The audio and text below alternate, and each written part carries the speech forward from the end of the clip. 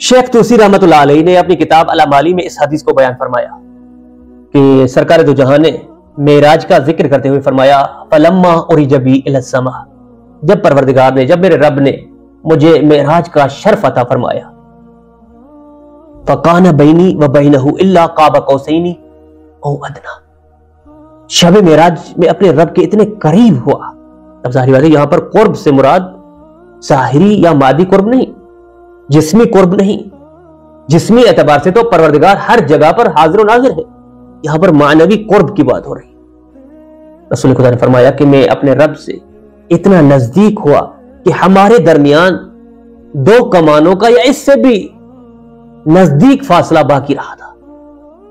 اب جب اتنے نزدیک فاصلے پر سرکار دو جہاں پہنچے تو پروردگار نے آواز دی من تحب من الخلق، اے میرے حبیب، اے میرے محمد، اے میرے احمد، مخلوق میں سے، میری مخلوق میں سے آپ سب سے زیادہ کس سے محبت کرتے ہو؟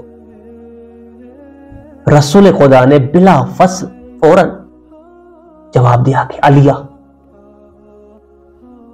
اے میرے پروردگار میں سب سے زیادہ تیرے علی سے محبت کرتا ہوں۔ اب جب یہ جواب دیا تو پروردگار نے کہا کہ التفت الی یمینک، میرے حبیب جب تم میرے علی سے سب سے زیادہ محبت کرتے ہو تو اب اپنی دائیں جانب دیکھو۔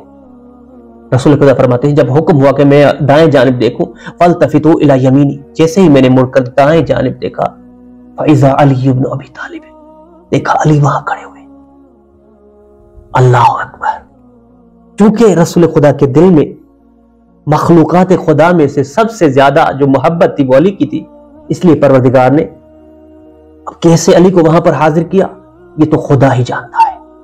بہرحال رسول خدا فرماتے ہیں کہ میرے دائیں جانب جیسے ہی دیکھا علی کھڑا ہوا